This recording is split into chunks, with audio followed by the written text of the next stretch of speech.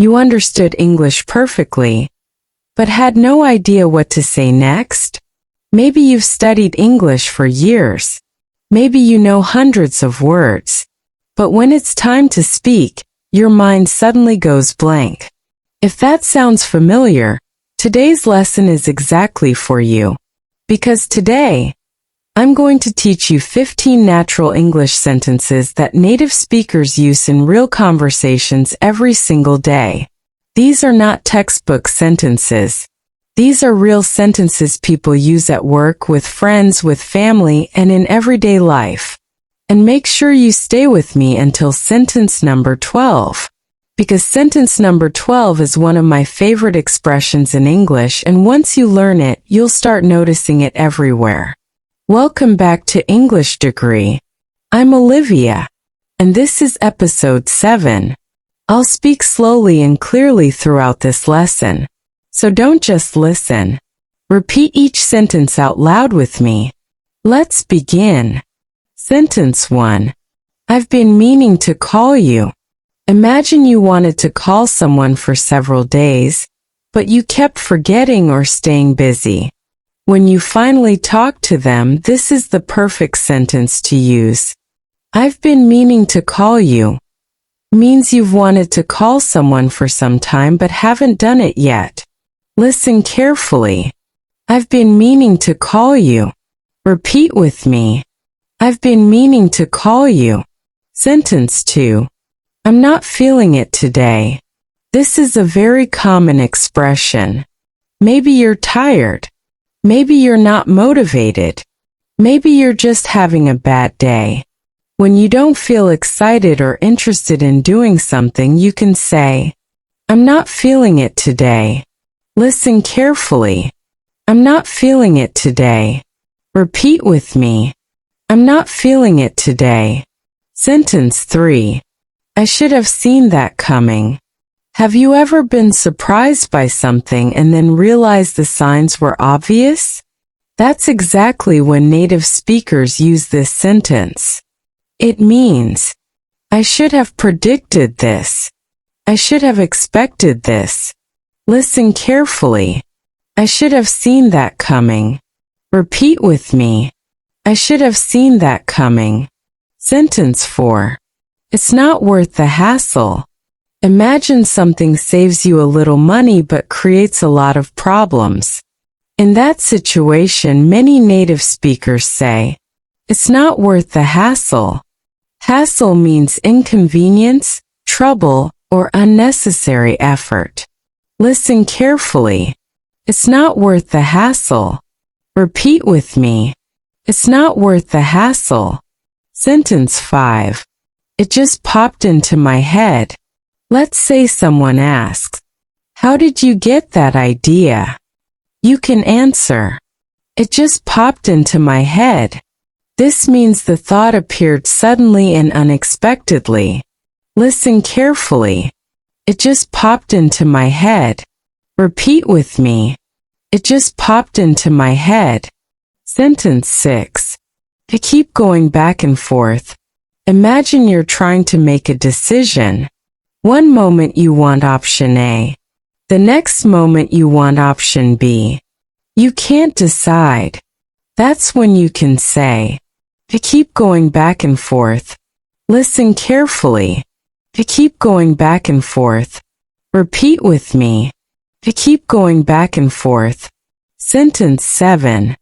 I'm running a bit behind. This is an extremely useful sentence. Maybe you're late for a meeting. Maybe you're late finishing a task. You can politely say, I'm running a bit behind. It means you're slightly delayed. Listen carefully. I'm running a bit behind.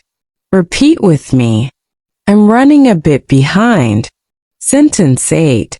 It's no big deal. Someone accidentally makes a small mistake. Someone apologizes for something minor. You want to reassure them.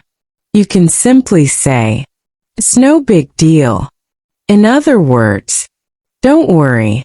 It's not important. Listen carefully. It's no big deal. Repeat with me. It's no big deal. Great job. You've already learned 8 useful English sentences. Take a moment and think about how much English you've already practiced. And the best part? Some of the most useful expressions are still ahead. Let's continue. Sentence 9. I could really use a break. Imagine you've been working for hours. You've answered emails. You've attended meetings. You've been focused all day. Now you're feeling tired. That's when you can say, I could really use a break. This means, I really need a break right now. Listen carefully. I could really use a break. Repeat with me. I could really use a break. Sentence 10. That sounds familiar. Have you ever heard a story that reminds you of something? Or maybe someone describes a situation you've experienced before. You can say, that sounds familiar. It means, I've heard something like that before. Or, I've experienced something similar. Listen carefully. That sounds familiar. Repeat with me. That sounds familiar. Now it's time for a quiz. Give me the ANS.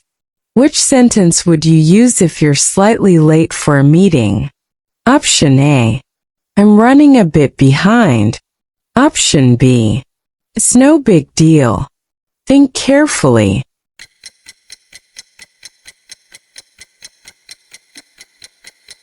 The correct answer is Option A. I'm running a bit behind. Great job if you got it right. Now let's continue with our lesson.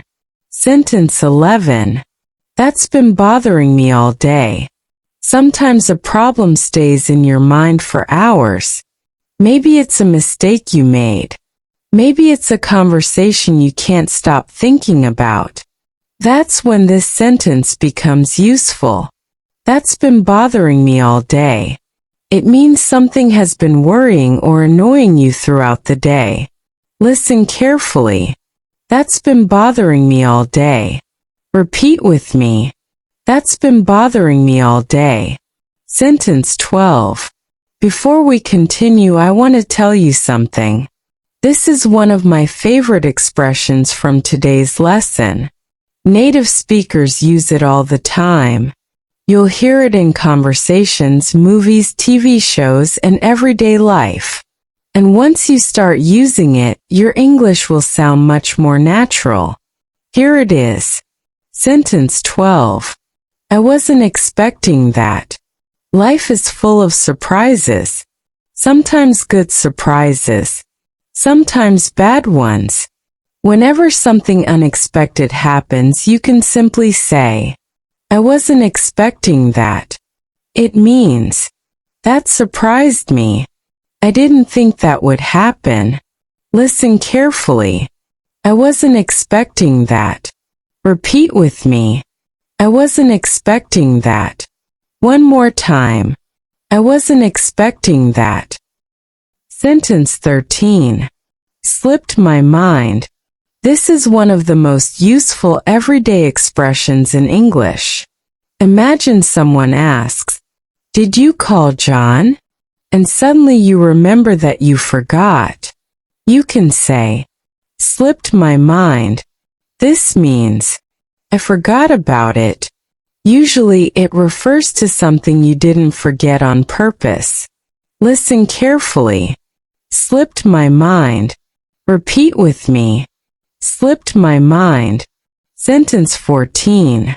Let's not jump to conclusions. Imagine 2 people hear a rumor. Immediately they start assuming things. A calm person might say, let's not jump to conclusions. This means, let's not make a decision before we know all the facts. Listen carefully. Let's not jump to conclusions. Repeat with me. Let's not jump to conclusions. Sentence 15. Don't worry about it.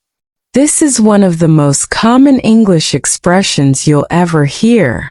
Someone apologizes. Someone feels embarrassed. Someone thinks they've caused a problem. You can comfort them by saying, "Don't worry about it." In other words, "It's okay. Everything is fine.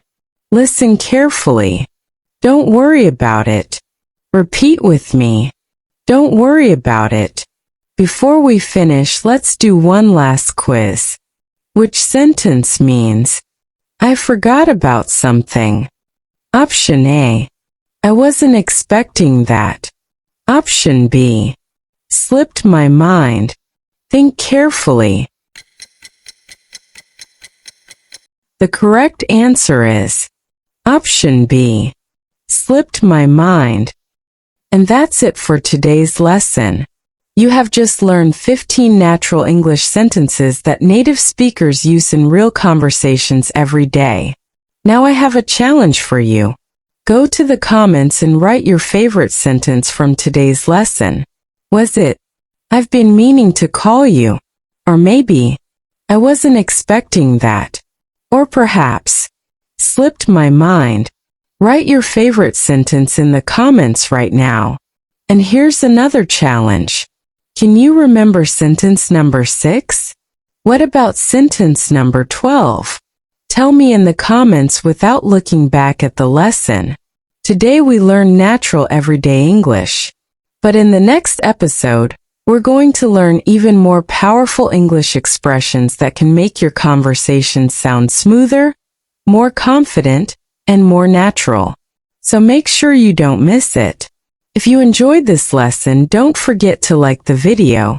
Share it with a friend who's learning English. And if you want more real-life English lessons every week, subscribe to English Degree and turn on notifications. Thank you for learning with me today. I'm Olivia. Keep learning, keep speaking, keep improving, and I'll see you in episode 8.